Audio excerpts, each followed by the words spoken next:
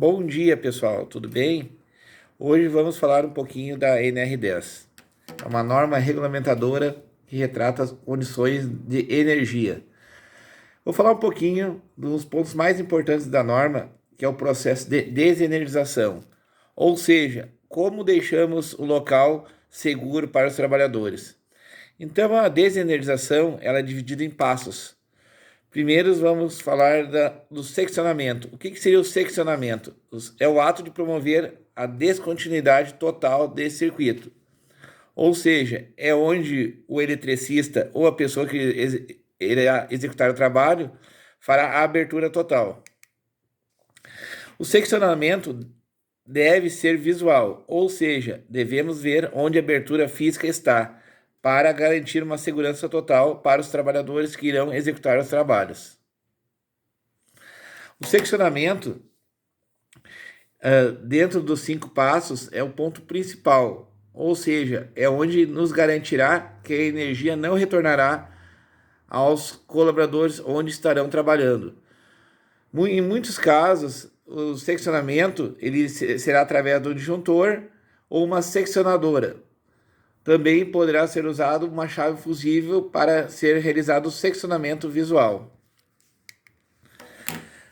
Muito importante também é o impedimento de reenergização, ou seja, esse impedimento será de duas formas, ou através da retirada dos cartuchos ou porta-fusíveis, ou através do travamento elétrico. É muito utilizado a retirada dos cartuchos ou porta-fusíveis, como todos reconhecem. Esse ponto é muito importante para que não haja uma autorreligação ou uma ligação errônea, ou seja, alguém religar um circuito de forma que os trabalhadores sejam atingidos. Devemos ter muita atenção. Esse ponto é um ponto também muito importante. Então, seja o impedimento de reenergização. O impedimento de reenergização também pode ser através de cadeados, onde é muito utilizado nas indústrias, através de travamentos. Nas indústrias, cada um tem um cadeado, muitas vezes. Ou seja, eu coloco meu cadeado e só retiro após a realização dos trabalhos. Mas fica aqui, o cadeado é muito utilizado em indústrias. Na área do setor elétrico, é utilizado a retirada dos porta-fusíveis e o travamento através de dispositivos elétricos.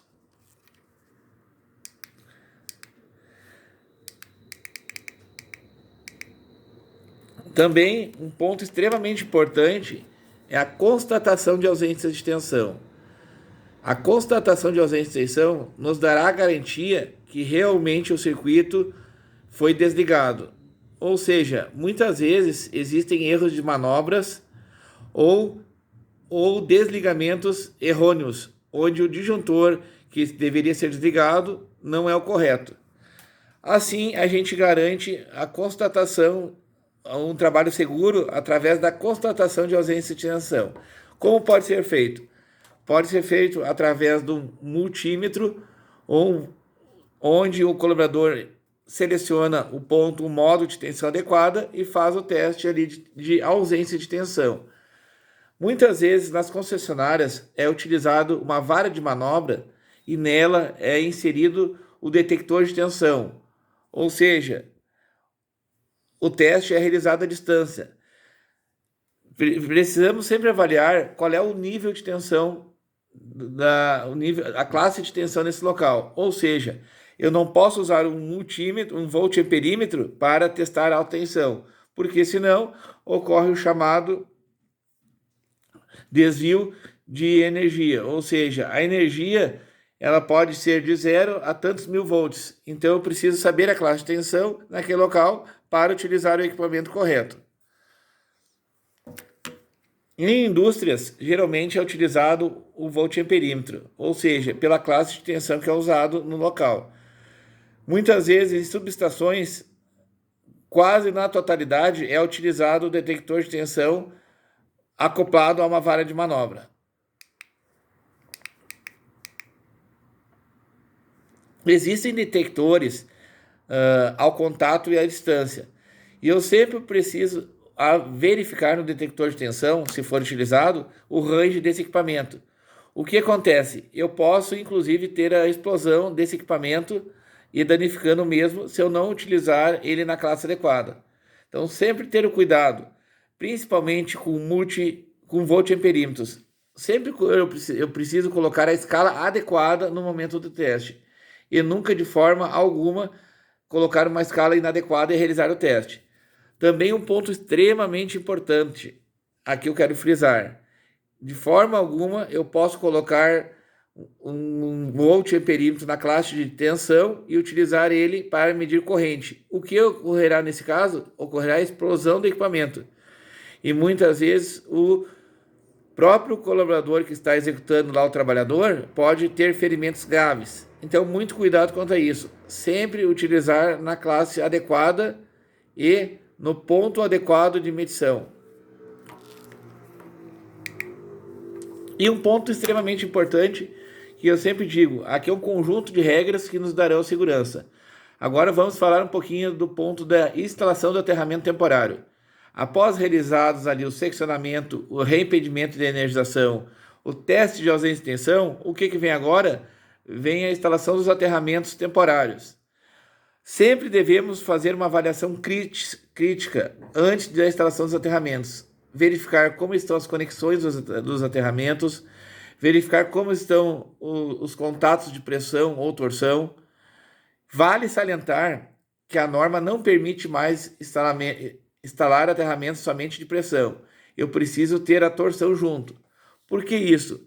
Quando ocorre um curto-circuito, a corrente é muito alta e pode fazer com que os aterramentos venham a se soltar dos condutores. Ou seja, eu preciso sempre que sejam aterramentos com torção junto, não deixando o trabalhador com falta de segurança. Então, esse é o ponto principal. Onde eu devo instalar os aterramentos?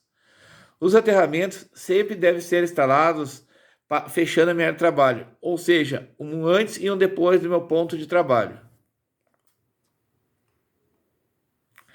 Também vale frisar que existem hoje aterramentos para baixa tensão, que são EBT, e alta tensão AT, sempre utilizando os de acordo com a classe de tensão também.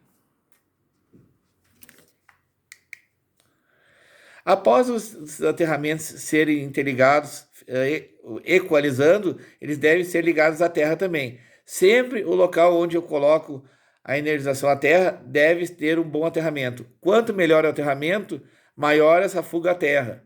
Então, vale frisar isso, que eu preciso ter esse cuidado. Onde estará o aterramento? Esse aterramento é adequado? Tem um bom descarregamento à terra, se necessário? Por que isso? Isso será a segurança do trabalhador que está lá em campo executando as atividades. E após isso, eu tenho a instalação e sinalização. Não deixa de ser importante também. Em todo ponto de trabalho, deve ter uma sinalização adequada. Em indústrias, muitas vezes é utilizado placas junto aos equipamentos. E no setor elétrico, muitas vezes é utilizado colocando-se uma sinalização junto ao poste. Não ligar homens na linha. Isto é importante porque o setor elétrico cada vez se torna mais complexo e mais inseguro, vamos dizer assim. Porque muitas redes, muitos pontos, e a placa ajudará no quê? A placa ajudará com que a pessoa que vai até o local não energize essa rede. Ok? Então, um ponto muito importante. Então, para nós fechar os conjuntos aqui, vamos relembrar novamente ali os 5 pontos ali para termos o processo de desenergização. Então, primeiramente, vai vir sempre o seccionamento, então a abertura desse circuito, extremamente importante. Logo após, o impedimento de reenergização, que pode ser através de um cadeado, de um travamento. Logo após, teremos a constatação de ausência de tensão, que seja verificar se realmente o circuito está desligado e realmente estou trabalhando no circuito real que eu abri. Depois teremos a instalação do aterramento temporário, ou seja, a instalação dos aterramentos para que estaremos seguros, todos os trabalhadores.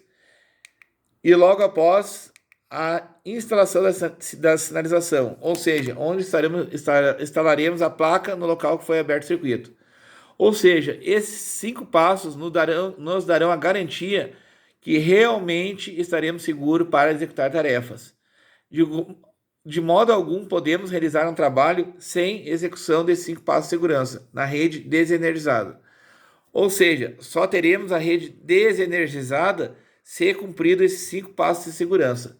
Então fica aqui a dica: sempre realizar os 5 passos de forma adequada para termos uma segurança 100% seguro.